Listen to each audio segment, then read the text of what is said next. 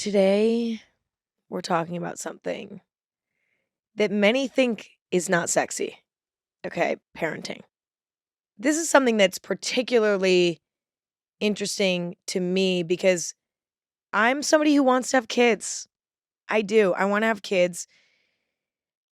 That's sort of a goal of mine is to have children and try to make them good people so that they can spread love through the world, for the next generation. Like, that's inspiring to me. Snooze fest. Yeah, whatever.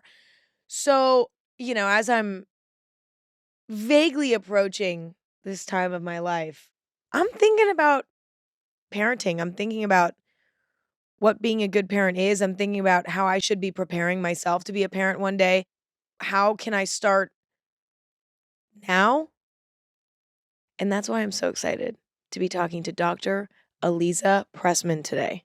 She is a developmental psychologist with nearly 2 decades of experience working with families and the healthcare providers who care for them. Aliza is also the host of the hit podcast, Raising Good Humans. She has 2 teenagers, so she's in the thick of it when it comes to parenting anyway. And her first book is coming out January 2024, and it's called The 5 Principles of Parenting, Your Essential Guide to Raising Good Humans. Parenting is a topic that you could truly talk about it forever, but we're going to scratch the surface today and start thinking about parenting. So, I introduce to you Dr. Pressman. Do you think parenting comes intuitively? Is it just like a human thing to parent? Or do you think that it's something that in order to be good at, you kind of need to research a little bit? You kind of need to ask, the older and wiser in your life. I'm curious how much of it is instinctual and how much of it is learned. I mean, you don't waste time. I don't waste time. Okay. We're jumping right in. I have thought about this quite a bit. And I land in 2 different places. One is, of course, some of this is just instinct. And it's like our natural way of developing and taking care of our young. And like, even if you didn't birth an infant, if you're the person in charge of that infant, like things kick in.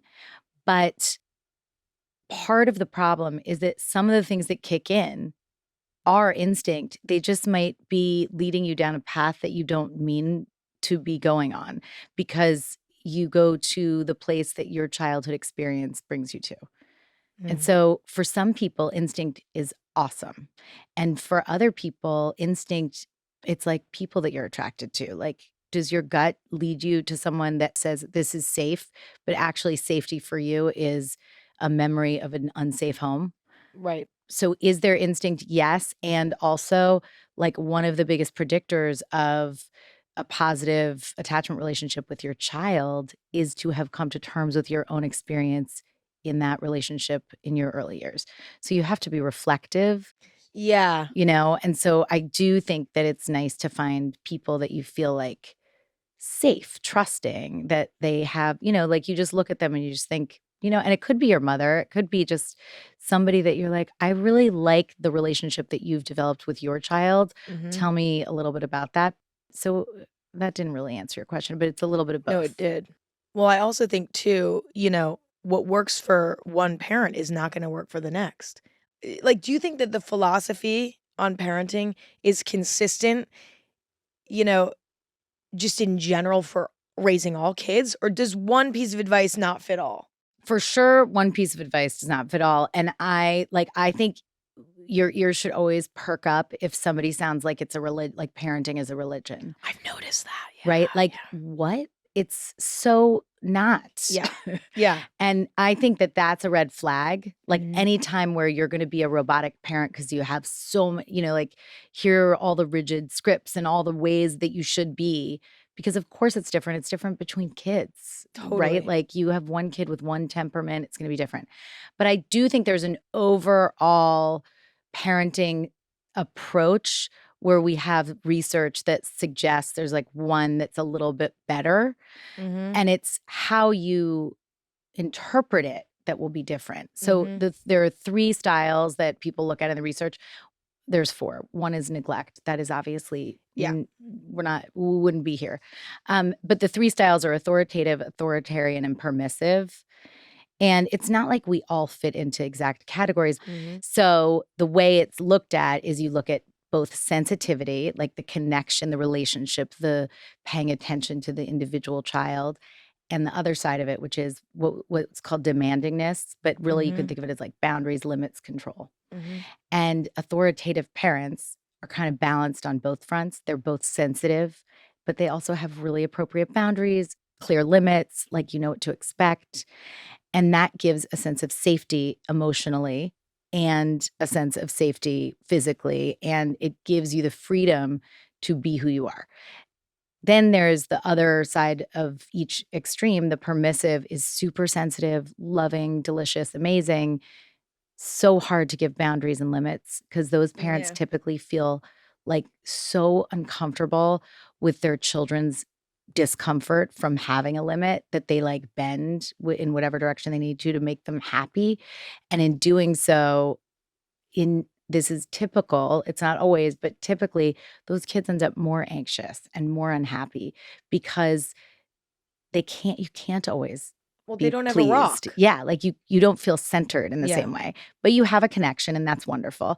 On the other side of it, look at kids whose parents don't give the sensitivity. They're like, it's my way or the highway because I said so.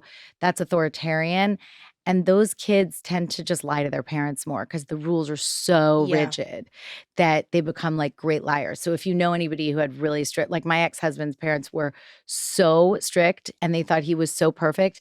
He was crawling out the fire escape, going out, setting the alarm, like doing everything that, you could do. And they still have no idea.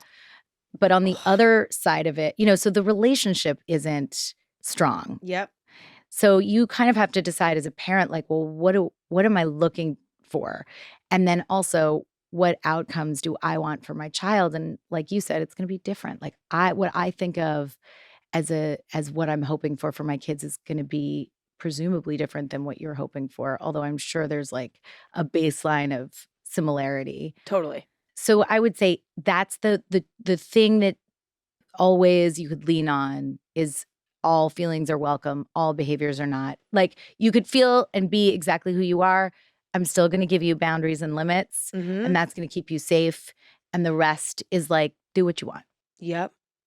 How do you think the way that you were parented impacts the way that you parent your kids? I mean, that's such a loaded question. There's so much there, but like, I guess, is it like you naturally will take what your parents did with you and recreate that unless you stop the cycle? Do we have to be honest with ourselves about what type of parents we had and make an active choice to not be like them? Or can we just sort of like hope it kind of goes away on its own? Yeah. I think you answered the question in asking the question. We repeat what we know unless we're conscious of it. Even the act of saying, I don't want to be anything like that is a conscious decision. When you come to terms with the experience that you had being parented, you're inevitably going to be able to make better choices. And there's just so much freedom in not just going on that autopilot, like I'm just going to react exactly like, my mother did to me and her mother did to her, but I'm actually going to take a moment and think, why am I responding this way? And I mean, I still my default setting is very similar to my parents, and I love my parents and they're amazing, but you don't want to be like them necessarily. I don't know. Yeah. I mean, I love them. Yeah. But I don't think anyone goes into psychology, particularly this tiny minutia field that I'm in, which is developmental psychology, which is sort of how you come to be who you are and growth over time and emotional development. Like you're not interested in that because you were around all of the normal like things that we think are easy breezy. Yeah. It's because I was kind of watching just wildly interesting things. Yeah. When do you think you're ready to be a parent? Do you think that there's a level of understanding you need to have about your own childhood, your own experience with your parents before you're ready to go and be a parent? Or do you think that that's something that you sort of learn as you go? Do you think that it's ideal and responsible when possible to kind of have that sorted out beforehand? In a dream world, that's exactly what happens. In reality, you're kind of born as a parent the day your kids are born, and you're just like in process all the Yeah. time. But it definitely helps to have thought through this kinds of all these things that you do to think about how you came to be who you are. This inevitably makes you more ready, even if you don't feel ready. I don't think there's a moment when any of us feels like, don't you remember the first time you well, I have no idea. I'm gonna make up a scenario that might seem ridiculous, but, like, the first time you drew your own bath and poured a glass of wine or something, and you're like, Mhm. "I'm allowed to do Ugh, this." the Like, best. Yes. I'm not being rebellious, like, I'm Yes. just an adult now. Yes. That's a weird feeling, and I think you still feel that way when you become a parent and you're just like, "Wait, no there's nobody like, no one's checking my work." Yeah. Yeah. It's a No, weird seriously. it's just weird, but you start to just you embody it because you have no choice, and a really incredible thing happens to your brain. So, the first 3 years of life, biggest growth in our brains. The next spurt is adolescence, and the third one is transition to parenthood. And you can be adoptive parent, you can be dad, you could be mom. It's not biological, but the brain actually grows the most it's like the third peak Wow. before the decline. And Yeah. but it's so wild, and it's like the most flexible and motivated you will ever be in your adult life. Wow. And I think that's so cool. No one I've not heard about that before. I mean, Except for, it's like, like, my dad told me. He was like, "Emma, I am not kidding."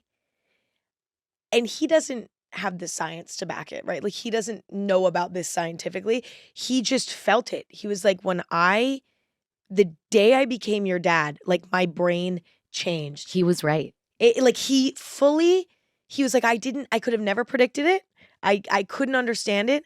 And I think the same thing happened for my mom, but, my dad is really reflected on that, especially as, he's always been sort of this creative, like, free spirit, like, also, maybe more inward in a way, like, more focused on himself and Yeah. his own creative endeavors, but something just switched when I was born, and it's interesting to hear that that's It's, actually like, biologically true. yes. Isn't that crazy? Fascinating. And I do think a lot of this field, you don't have to know the science. It's just you're a person and you're like, You feel it. "I feel this stuff." Yeah. But I think that growth is so motivating, and it's also just exciting to know that some change really does happen in the act of the Yeah. caregiving. So you don't have to be ready. I mean, it's great to get ready, but it's not like I think you wake up one day. Although I do think I do think there's a moment biologically where you're like, It's time. I think I could have a baby. Yeah. For sure. I'm not there yet. No Thank way. God. Um, Pivoting to, like, co-parenting. Mhm. Okay, here's, like, an existential crisis I've been experiencing recently. Tell me. It's like, I mean, I'm kinda young to be, like, dating with this mindset, but, ultimately, I wanna get married and have kids. Not the hot, cool thing to do. Excuse me, everybody. But I This is rebellious. this is rebellion. This is punk to get it's fully punk now to get married and have kids. But dating through that lens is so daunting Mm. because you're like, "All right, not only am I trying to find somebody who I like for, various reasons, you're also trying to find somebody who's gonna be a good Like a parent." partner. And that was not in my mind at all for, years because I was just too young, it didn't matter. And now I'm feeling the weight of, like, I need to find somebody who checks so many boxes, and one of the most important ones being who's gonna be a good parent to my child, because I can do everything right and be an incredible parent. Not everything right, you never do, but I can do almost everything right. I can be a really good parent, but if the other parent is not, then it's like this poor child now, you know, what a bummer. What a bummer. And so I'm curious, how do you know someone's a good partner for co-parenting? Okay.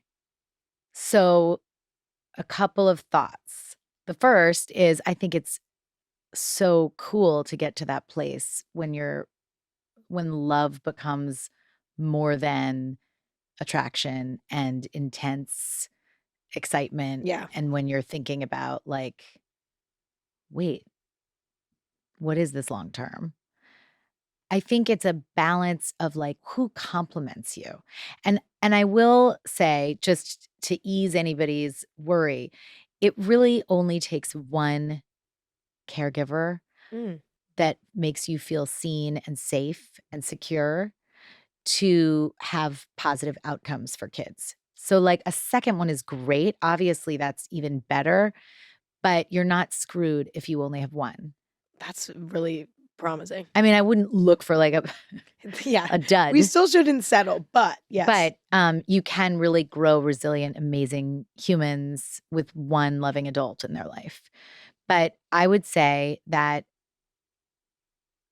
because I kind of boiled down all this research into 5 ideas, let's say, Mhm. principles: relationship, reflection, regulation, rules, and repair. Mhm.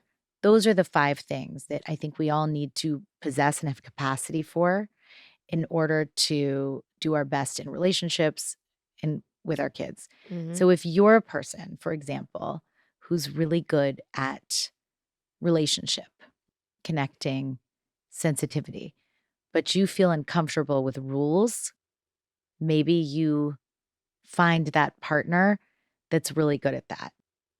And I think when you meet someone that is willing to be reflective and that is self regulated enough to pause before they react, Yeah.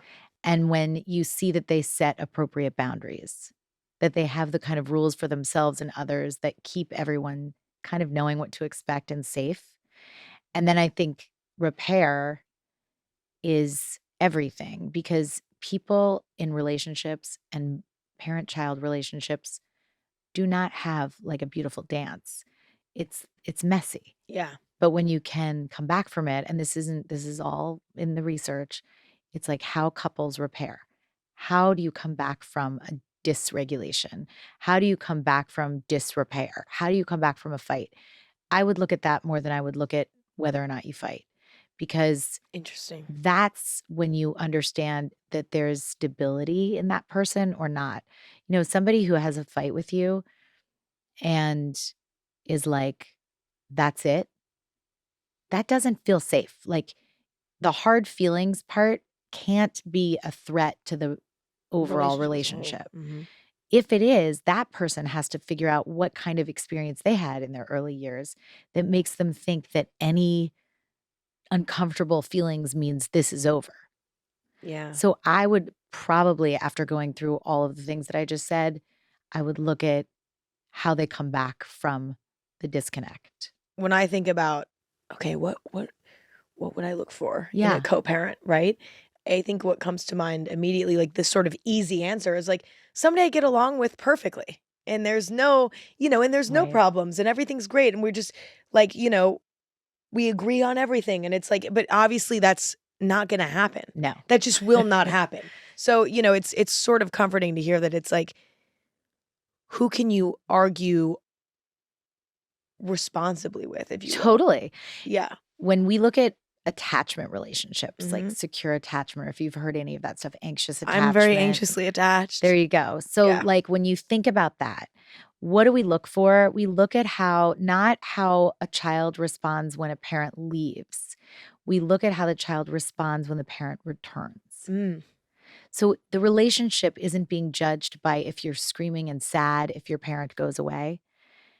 It's not about that. It's really about, do you forgive them when they come back? Are you back in? Do you reconnect? Mhm. That's the sign of the healthy relationship. Interesting. And so it's the same thing when we look at repair in adults. Like, how quickly do we have capacity to come back and make like a bid for reconnection? If somebody holds a grudge, if somebody like makes you prove your worthiness, if somebody makes you make up for it because you really did something that hurt them, what does that mean for their capacity for repair? Because of course you're not going to agree on everything, especially once you have kids. Yeah. So I would pay such close attention to that because that's the scary stuff. It's not when you're getting along. It's like, how do we handle, and if you don't handle a fight well, or maybe you don't, right? Like maybe you're the one who's like, when this happens, I'm out. Yeah. If there's someone that you feel so safe with that you can try the idea of not being out, of believing that actually it was just a fight and it's going to be, you're going to have learned from it, you're going to grow and you're going to come back together. That's a huge positive sign. Like they're bringing out the part of your psyche that's the most healthy. Yeah. No biggie. No biggie. So no biggie. Good luck, everyone. Let's pivot to actually individual parent and child. Okay. Your podcast is called Raising Good Humans. Give me a little spark notes. What is a good human? I mean, it's a little bit of a trick name because of course, who would I be to suggest that I know what a good human is? But I know we all just know. Of course. You know, you don't necessarily have the same answer. Yep. But we all know that if we sat down right now and wrote down on a piece of paper for 5 minutes straight, what is a good human? We could each circle like a few repeated words that just come to mind. Sure. And that to me is the exercise that everybody should do to figure out who they are. Like who do I want to be? What is my center? I think the most important thing is that you are integrated, that your insides and your outsides are feeling aligned. So that's hard. It's hard to believe that your insides are worthy of showing up on the outside. So if you can accomplish that kind of worthiness for your kid, I rarely see bad things come of that. But I definitely think raising good humans is about raising whatever you define as a good human. And it's really raising good parents. Like it's really raising ourselves because kids are going to be who they are. Yeah. It's not like we're controlling them. It's more like, can we, water the seed that was planted to become the flower that's going to bloom the best that it can while being that exact flower. But I try not to say what a good human is. Yeah, I get it. Because that's a huge, because I can't. Well, I don't think anyone can. Like, there's not one definition. There's but not it is one. true that we all can feel. You feel it, when right? someone's a good person. Yeah. I mean, it's like, does that mean that they haven't fucked up? No. But it's like, it is very true that it's something that we feel. When do you think a friendship between a parent and a child is unhealthy? And when do you think it's healthy? Okay. It could be totally defined by if the child, like if you're having a blast with your parents and you're like having a fun day and doing all the things you want to be doing and laughing together and whatever, that's great. The minute it's unhealthy is when, let's say your mother or father turns to you and says, I need you to take care of my emotional needs. It's like you want to feel like I, the parent, can take care of you, the child, and I can take care of me. So you can share your stuff with me, but I'm not going to, it's not that reciprocal, like a best friend. Yes. You tell each other your problems, you share.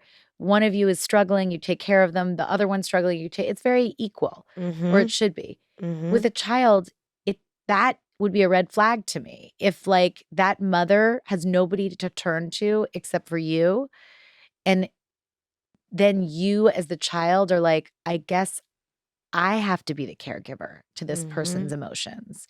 That's when I think friendship takes a turn that is unhealthy. Yes, that makes total sense. So I think, if the child feels comfortable to almost treat their parent like a best friend, that's totally fine. But then it cannot be reciprocated. It just can't be reciprocated. Interesting. Because how could you set boundaries as the adult? How could you give limits? How could you have rules in any way, shape, or form that keep that child safe if you yourself are dependent on that child to come Yeah. up with them? I think it would also probably be challenging as a parent to be treating your child like a best friend and then to have to go and, enforce discipline in some way. Yeah, It's like, how can you discipline a child that you feel like you're best friends with? It's uncomfortable and weird, which I can imagine then causes a parent to not to discipline when not they do it, should. right. And speaking of that, what is the right way to discipline a child? Is it being super gentle and like being like, whatever? Is it being more explosive? Like, is it different depending on, the child and what they react best to? In general, what have you seen is the best way to discipline a child? I think it goes back to the idea of the all feelings are welcome, all behaviors are not. And so there are natural consequences and Mhm. logical consequences. Like if you are angry at me because, and you're like, I didn't let you keep your iPad Mhm. and you're yelling at me, that I'm not disciplining that feeling. Mhm. But I might say, like, when you throw the iPad at me, I'm now going to take that iPad and I'm going to put it away because Mhm. the behavior is not acceptable. So I'm okay with you being mad at me.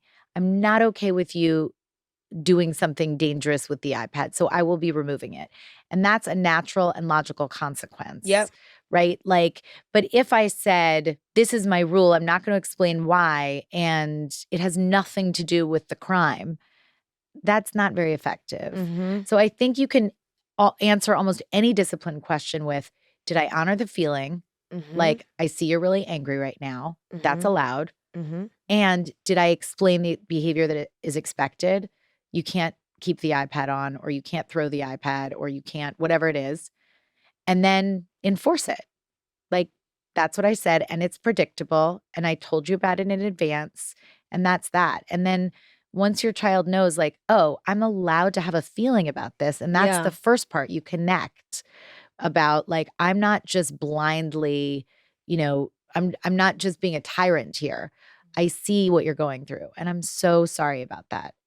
And also, I trust that you can get through this feeling of discomfort because that's part of being a person. And Wow, yeah. I'm still going to take away that iPad. And that translates to every single scenario, what party you can go to, what your bedtime is, and of course, as kids get older, you collaborate more with them. You ask them, like, in your ideal world, what time would you go to bed? Mhm. You're not going to say that to a 2-year-old, but you would say that to a 10-year-old. Mhm. And they might say something that feels totally unreasonable. And then you might have to say, okay, that my job is to make sure that you're safe and healthy, so I can't say 2 a.m., Mhm. but I see that you want a little bit later of a bedtime. Let's try this, and we'll Yep. see how it goes. So I think every single discipline issue can be boiled down to all feelings are welcome, Mhm. all behaviors are not, and I just have to be clear about it. What about the tone of voice? I was just thinking about that because the thing is no, you shouldn't yell all the time, obviously, but Mhm. yelling. So if I don't yell a lot, I'm not a yelly person. Yeah, me either. If I yell, my kids would be either terrified or laughing because they would be so uncomfortable. Yeah. If their dad yells, they don't even hear it. He's a yeller. So they're not scared. Interesting. Okay, yeah. So it's actually more damaging when I yell. Yeah. So it's like the tone ideally doesn't, when you look at your kids, if they're visibly scared, something's going wrong. If they get you, one side of my family is they're very loud immigrants. So, and my grandparents mostly were not speaking English in front of me, and they sounded like they were screaming all the time, and Yeah. nobody, like, no one was scared of them. Right, it was their norm. That was just their norm. So you have to almost look at how people are reacting in the family. If that family's natural cultural norm is just like, Yeah. it's fine. Yeah. But at the same time, in another household, that could be really scary. So it's super dependent. And it's also the kids. Like there's a scientist that I think divides children up in this way that maybe sounds ridiculous, but it's so beautiful to me. Orchids, dandelions, and tulips. He studied orchid kids. Mhm. And what he wanted to know was, his name's Thomas Boyce, and what he wanted to know was, why do some kids thrive in any environment like a dandelion, and some kids wither like an orchid if they're not given the exact sunlight, water, and soil? Yeah. And what was really interesting is that when they are given the exact sort of support system that they need, they bloom magnificently. Mm-hmm. And who are those kids? They're mostly artists, creative people, highly sensitive people. They're people who's, might be called thin-skinned, but really you might think of it as like you're just more porous, like you feel the air more. They have higher ear temperatures. Like it's a real thing being a highly sensitive person. So to me, if I'm raising a child and I've got one who's more of a dandelion, who doesn't care if I snap at them and say like, grab your things, we're going to be late. But I also have an orchid who is going to be like, you hate me. I'm better off just like taking a minute before I say something, because they need a little bit more. It's not coddling, because they have to learn how to operate in the world. Yep. But you're just like you're patient, because they just thrive better with a more patient tone. Mm-hmm. So I think tone of voice matters depending on even the type of child you have. And if you have that orchid kid, you need to pay a little bit more attention. Interesting. It's interesting that, the answer is not, no, you should never yell. I know. It's not a dream voice, but the answer is not, you should never yell. Okay, I'm just going to say a word or a term and you tell me your thoughts. Gentle parenting. I think it means different things. I know, that's why it's like inconsistent. Yeah. Because you could say that it means all feelings are welcome, all behaviors are not. That the feelings part of it, that you're seeing your child, you're acknowledging them, you're paying attention, and you're setting boundaries. That could be gentle parenting. Right. But it could also be that gentle parenting is you never set boundaries. So because it's not, there's no one definition, I like to assume, the more generous interpretation is that what people mean is, we're going to take an approach that is child-centered around seeing how the child feels, what's going on, being sensitive, but that will still have boundaries and whatever, in which case, like with all things, it's all back to the same authoritative parenting. Yeah. And it's just like mindful parenting, gentle parenting, whatever the popular phrase is, but it means the same thing. We just like go through different ways of talking about it.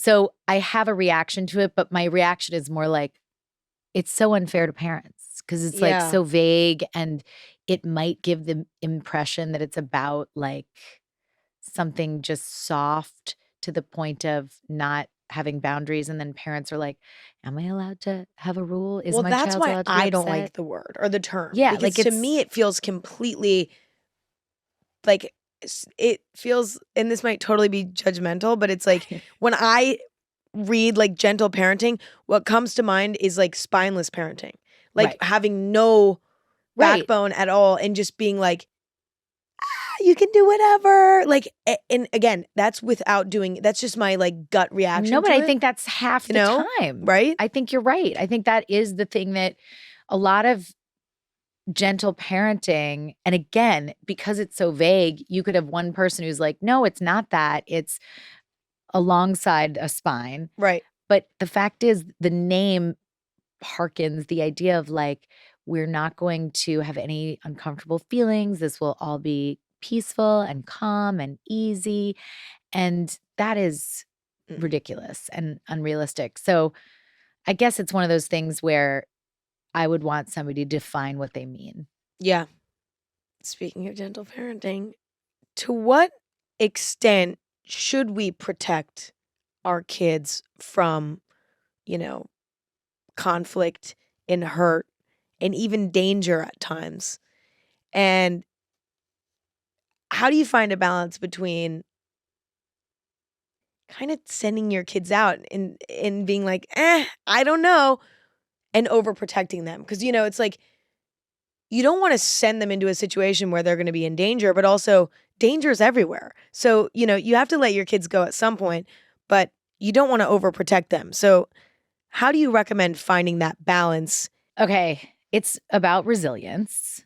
And I think of course, we want to protect our kids. We want to protect everyone we love from having hard feelings and from experiencing difficult things.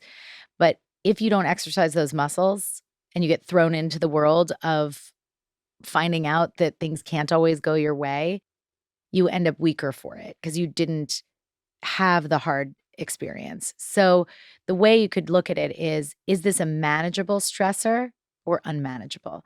Will this stretch my child so they can grow, or will it break them? If it's going to break them, I got to be there. That's the thing. Like, they're not ready for that. If it's going to stretch them, they're going to be uncomfortable, they're not going to like it. That builds resilience.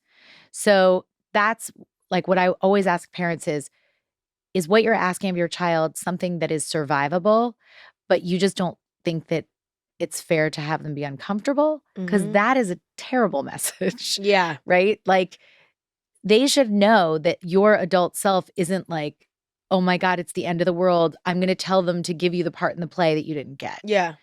Like, that is a weird message. Or I'm going to fix the bad grade, or I'm going to tell that kid to invite you to the birthday party. Those are normal, shitty things that we have to go through in life. And then the key with our parents is that there are people we can come to and cry and say, that felt horrible. But that they're not going to be like, I can't have you feeling as horrible, let me fix it. So we have this whole need to fix the hard feelings, and then kids don't experience those very challenges that make them resilient.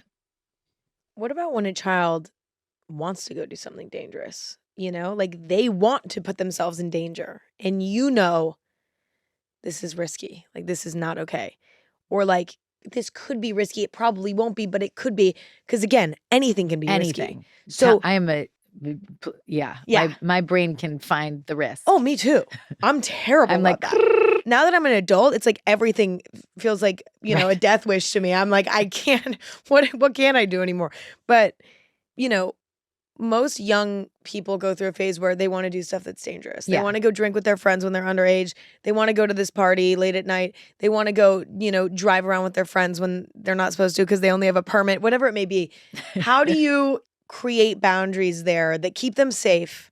But like, let them explore a bit. But also let them explore a bit, because it's like, my parents were pretty chill about me doing whatever. And as a result, I was the least crazy out of the group. My parents were like, go and do whatever you want, but tell us what you're doing and we'll tell you the risks. What you do with that information is up to you. Is that a good way to handle it? Did they nail it or no? I think if it's that, until a point, right? Like, there is a certain point at which the risk is too high. Yeah. And your job as a parent is to say, like, you can't get into a car with a drunk driver. No. There are certain things that are too risky because your life is in danger.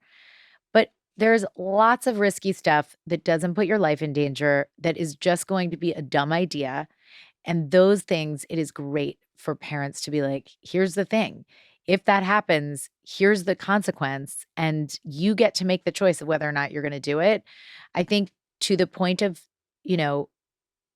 reasonable, that's great. We all have a different level of what reasonable is. But I think that, if you don't give your child the freedom to make mistakes and stuff, they're either going to lie to you or they're going to be really severely underdeveloped. Yeah. And, there's no good outcome if you don't fall on your face a bunch. Yeah.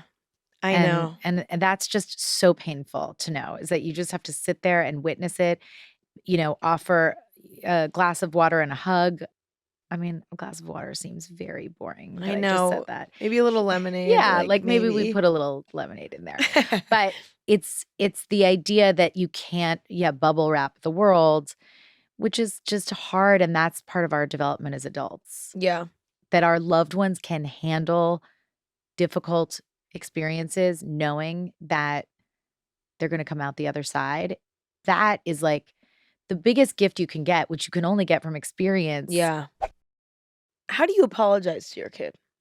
You know, being a parent means making mistakes as a parent. And I really do think that it's about, you know, at least based on my experience, how you remedy the fuck up. You know, that's like, at least when it comes to my relationship with my parents, if they've been able to apologize in a way that I truly feel is sincere, then, you You're know, back in. then I'm back in. Sometimes, I mean, sometimes it takes some time, but I'm curious, what's the most effective way to apologize to your child, and how do you know when an apology is warranted? You know, in the same way that talking about a partner who's able to repair, like you're setting the stage for your child to see that you make mistakes and that you Mhm. can come back from them, so those apologies really matter so much, because when you look at young kids who feel so guilty or like they just blew it, or even a teenager, whatever, or grown-ups, and you know the ones who weren't apologized to because they feel like the screw up Mhm. is irreparable Mhm. and like they hate themselves for it. But if you have a situation where you have to apologize to your child, I think the most important thing to do is kind of, I mean, the biohack of like putting your hand on your heart and just taking a breath and saying like, I screwed up, but I'm a good mom, Mhm. and I'm going to make repairs.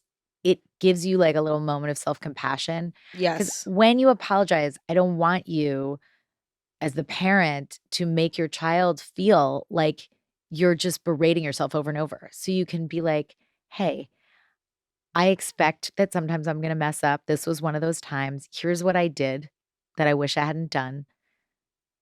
Let me know how I can make it right, and in the future, here's what I'm going to do better. It's it could be as big as that. It could be as small as letting someone pick the movie and laughing together. And you just kind of know. You just Yeah. kind of got back. Yeah.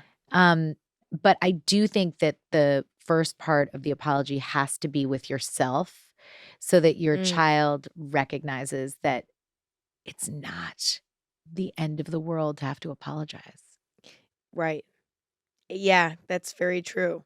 Like, I think maybe it can also be sort of damaging if an apology is like an entire event, Yeah, like because now it's you such a big feel like deal. it's an event and it's not like, you know, so maybe there is no such thing as like over apologizing. I guess when I think of over apologizing, I think it's when parents apologize for creating boundaries, right? Totally. Like That's that's different bad. because they didn't need to apologize. Yeah, and they shouldn't. Right. Like, Yeah. I think that is a really good point because it's like, it's really hard to apologize for something where you really blew it because you have to then tell yourself what you've done. It's like Mhm. way easier to say, I'm really sorry that you're upset right now because you can't go to the party. That's like a bullshit apology, Yeah, totally. It's But the ones easier. where it's like, I just took your weak, vulnerable spot and I took advantage of it and I criticized you for something that I know you have deep shame about. That is very hard to admit because it really makes you feel shitty. Yeah, I mean, you look in the mirror and you're Yeah. like, Who did this? I Yeah, did this. But, like, then we remember we're people yeah, and we're just going to keep being people. yep. Do you think if you apologize along the way that you can create a child who carries no damage from you? Or do you think that it is inevitable that your child will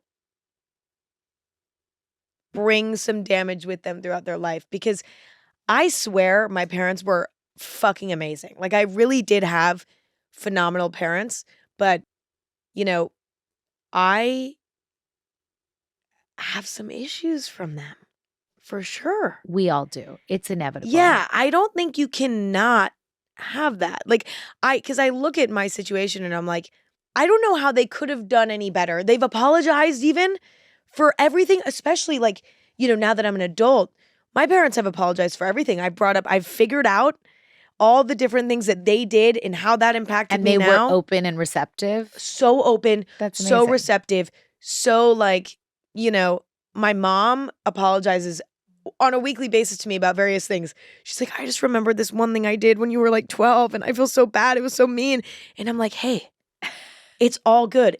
And I do forgive my parents for every little thing that they've ever done. But I have noticed that certain things have impacted the way that I am in friendships, the way that I am in romantic relationships.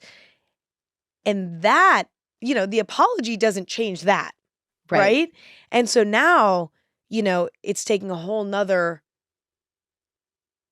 I have to go back in and now address that and unlearn that and, get to the bottom of that, because now that's sort of become my own philosophy that now has nothing to do with them anymore because they've repaired what they've done. The lingering effects I have to handle now, and well, it is your burden because it's the life choices that you're going to make. Yeah. But so like no one gets out of it. Would be boring if you just were like squeaky boring. Perfect. And it's true. Who needs that? But it is interesting to be able to say, like, what are you drawn to in romantic relationships? And is that aligned with what you would like to be drawn to in romantic relationships? And how do you respond? And those things do come from early experiences. I mean, yeah.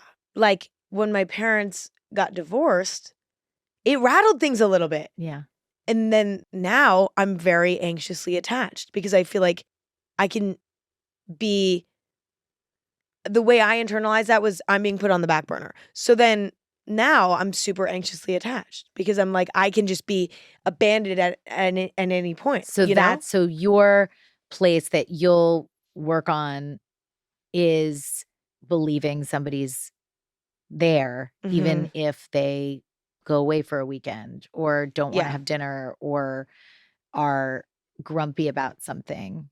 But then does it also on the other side make you feel, and I will say you're not anxiously attached, because I feel like that just puts you in a box. It's true. It sets you up to have all relationships like that.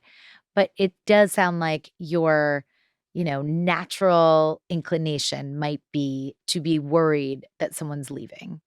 And so your challenge is to either choose people who are really comfortable, making sure you feel safe. Because sometimes when you have that tendency, you are attracted to people who are very... I love an avoidant man. Yeah, like what's sexier to somebody with... Right. It's terrible. And by the way, somebody who's super, super needy would probably be so annoying for you. Yeah, I hate that too. And you would become avoidant. Yeah. So it's more like how you are in relationship to someone else. And so it's finding the fit of someone who doesn't bring out that part. That is actually a really phenomenal point, because when I have been in situations that were much more secure, or even the other person was anxious as well, it's been like, I actually feel like I have secure attachment. It's only when I'm with somebody who's avoidant that then I am avoidant, or I am anxious. Right. It's like two psyches bringing out each other's like worst parts. Ugh, and I think the trickiest part about that, which is a conversation for another day, but it's not sexy to be safe. So true. And so you're 22, like, how are you going to convince your body and your nervous system to be attracted to someone who is safe, while at the same time, that's who you want to partner with? Yeah. Those are two like really opposing things. Yeah. And so growing into, especially if you've been anxious in that way, growing into finding sexiness in safety is a hurdle. I know. That's like totally That's my vibe right now. I'm trying to love safety. Of course.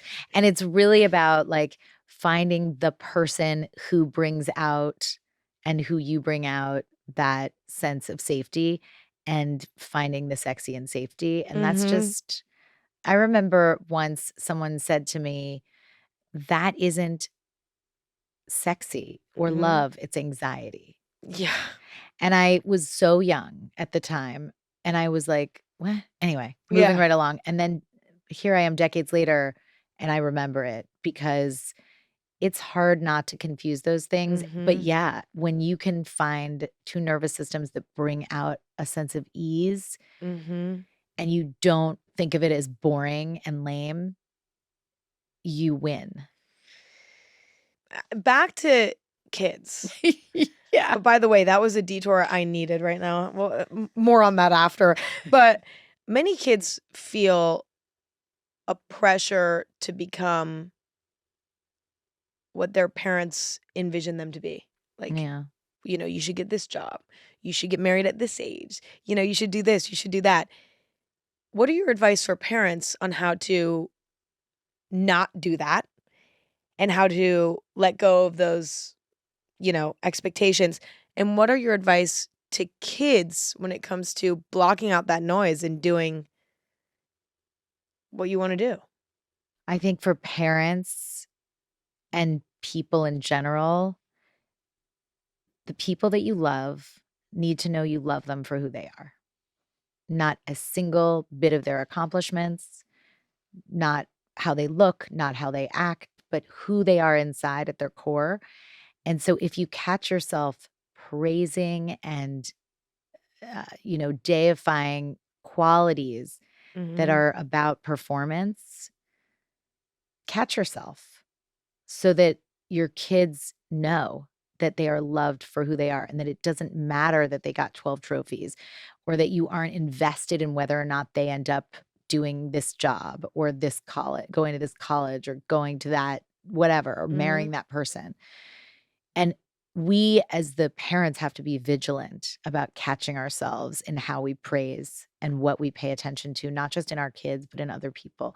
Because you could be really meticulous about not praising your daughter for how beautiful she is, but then walk around telling everybody else how beautiful they are and looking at all of that stuff. And the values get baked in. So Yeah. I think that is part of it is just what values do you want your children to feel you value, if that's a sentence, and just checking in with what you perceive as important. And one thing that you can always do with people is like do kind of a family mission statement where you kind of say, in this household, we value, and you pick 3 things. Yeah.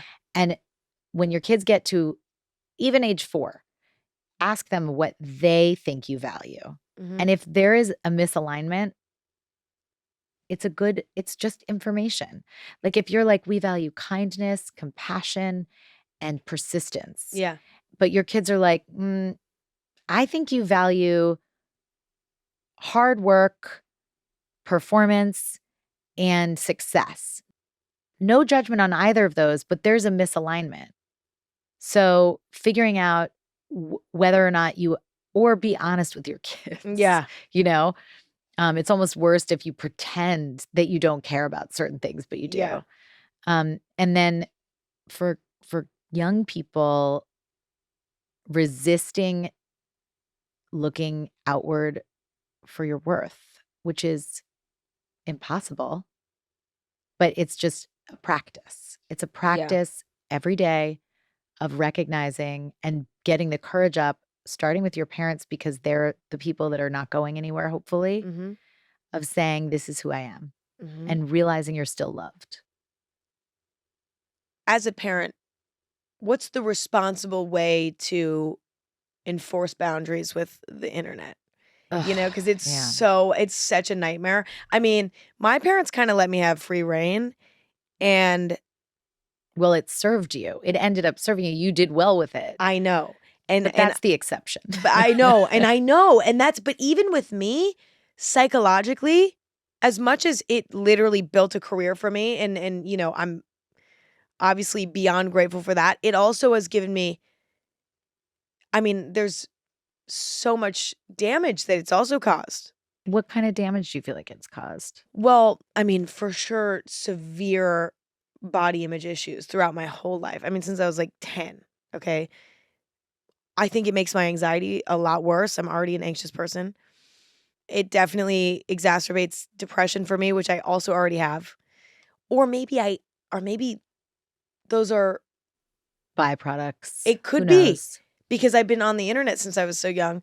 Um, I've struggled more recently with like kind of OCD, like perfectionism in a way that's like not normal. Like it's like, okay, we need to not, this is like too much, you know, all from the internet, or at least made worse by the internet. I think, yeah, it definitely amplifies all of our natural struggles. And for girls, of course, it's going to be body image, depression, anxiety. Mm-hmm. That's um, perfectionism. Like you named everything. Yeah. And it's also, we're like in a post-truth world now. Like I don't even know what's happening right now online. I know. And I also know what it feels. I will sit for certainly recently Mm-hmm. for so long. I don't know how time has gone by, and I'm just watching things, and I can feel my entire body is just like basically shaking, and it's so Me bad. too. I know. And I think about like young nervous systems. So basically, I think because it's the kind of addictive, tricky mechanism, we have to create certain boundaries. Like I do not allow electronics past 10 in bedrooms, no matter what. And that's not an argument we ever have because this is me protecting you from what is a reasonable want, which is to just be able to be up all night scrolling with your friends, doing whatever.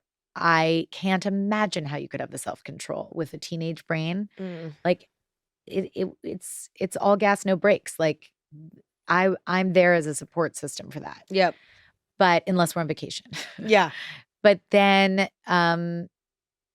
I think it depends on the individual. I think you have to look and see how is your particular teenager managing social media? What does their algorithm look like? If their algorithm is like a bunch of puppies and bunnies doing funny things, I'm not worried about it. Yeah. So I think you can tell by just checking in, and you're paying the bills for the most part. So that can be an agreement. It's not a sneaky thing. It's like, look, I have to know your passwords. I'm not going to just spy. Like Mm-hmm. I'm allowed to, Mm-hmm. but I'm not doing that for fun. I'm going to check in every once in a while as a responsible parent. If things are looking like there's a problem, we'll figure out a solution. Yeah. If things are looking fine, but mealtime and sleep time to me are sacred from screens. I think that's reasonable because I That's also it. think you can't. I mean, again, it's like when the rules are too strict, it's just the kids end up rebelling. And I think with the Yeah. phone, it's like they're gonna feel the effects of being on it too much. Like obviously taking the phone away like altogether, not giving your kid a phone, you can't do You that. It's can't do almost it. like it really socially at this point, They would have no social life. it's terrible. So it's like you can't not give them, the phone at all, but also they will 100% surely have a negative psychological effect. There will be a negative effect if they are overdoing it. And it's like they will feel that. Yeah. And I think if you can warn them of that, I guess that's the best you can do. Yeah. Like we You have know? there's certain things that are just non-negotiable. And then the rest is, checking in with how is this feeling for you? Mhm. And usually if you're pointing it out, but you're not accusatory, they can come up with their own realization. Like, Yeah. but they just might need help. Like I feel like a lot of teenagers find relief in just being forced to have space from all of that. Totally. To wrap this up, what is your most unexpected piece of advice for parents? Like a piece of advice that they'd be like, "Oh, really?" Like what do you think is sort of a curveball, if you can think of one? I think a curveball is This is so specific and random, but not arguing with your kids to convince them out of their feelings. Like if they feel ugly, Mhm. telling them why they're beautiful, or if they feel scared, telling them why they shouldn't be scared. Mhm. I think that that is a very natural thing to want to do, but not what is recommended. Wow. That is like, see, that is exactly what. Was that the kind of curveball? Yes, because what I think is being brought to my attention for the first time in this conversation is how it's nobody else's place to get in the way of what someone's feeling. Yes. And I've recently been handling my emotions differently personally, just on a personal level, where I'm just letting myself feel things fully, feel so sad, so upset, so blah, blah, blah. And I just sit in it and I'm like, and I'm not trying to change it. Yeah. And what's been so interesting about it is when I just let myself sit in it, when I come out the other side, I feel truly resolved, right? Yep. And my entire life before that, it was like every time I'd feel uncomfortable, I'd just try to find a way to Feel comfortable feel again. comfortable again. Yeah. So, and now I'm like, no, I'm just going to sit in it and I'm just going to see what happens, knowing that at some point it will end. Because it always the key. does. It always does. It always but it's like does. you've got to believe that. How will you believe it until you go through it? But that's a journey that somebody has to go on as an individual. And Yep. so when somebody comes in and sort of, it's almost unfair in some ways to come in and say, no, you don't feel that way. You don't feel that way. You should be feeling this way. And here's why. Because, you're such a great student and like, everything's going so well for you. It's like, don't take away my ability to just be sad right now and just whatever. And I think that that's so huge with parenting, but also across the board in life. Yeah. Even with how you parent yourself as an adult, it's like you have to learn to sit with every emotion and figure out how you manage it. But I think, when it comes to parenting, it's like, what do you say when your child is upset instead of saying like, oh, don't feel this way? Right. Do you validate without changing? If that's what it is? Okay. That like makes you sense. mirror, you almost say back to them like what it sounds like. Like, let me get this straight. It sounds like you feel really unloved or ugly or scared or whatever. Is there any way I can be helpful is a totally reasonable question. But first you have to acknowledge it and let them know. Otherwise, the other risk is that they then have to either convince you so it gets bigger. Like, no, here are all, it's like try to tell somebody who's afraid of flying all the reasonable statistics about why they shouldn't be afraid of flying. Yeah. A person afraid of flying is going to be like, I'll one up you on each one of those things with, whatever. You can't argue with anxiety. Yes. An anxious person is going to outwin that argument. A kid feeling a feeling is going to have to lie about their feeling or feel like they can't trust their own feelings unless you validate them and let them have them. And I just think it's important for them to know you can handle it. And it's hard. It's really hard. I mess this up all the time. But when you can sit there and not feel total just devastation by your child's experience, you're showing them that you can handle it. And who wants to, even if you think about friends, like who do you want to talk to about your troubles or your sadness? Is it the one who's like trying to convince you out of it? Or is it the one who's just like, let this shit out? You are so valid. And then eventually let's like take off our sweatpants and get outside and like do something that feels good. Yeah. But first, I'm going to let you indulge in this feeling. I'm not going to make you feel ashamed of it. Let's just do it. Let's just be there. Yeah. Those are the people that you're calling on. Yeah. Because they can handle it. Absolutely true. Amen. Amen. Thank you for coming on. Oh my God, thank you for having me. This was so phenomenal. You're so wonderful. Like, what Thank a you. thoughtful, cool, awesome. I want to interview you. You should come on my podcast. Yes. I've never had a person who's not, that will be like so. I would love that. Because I could ask you so many questions. I would adore that. Okay, I can't wait.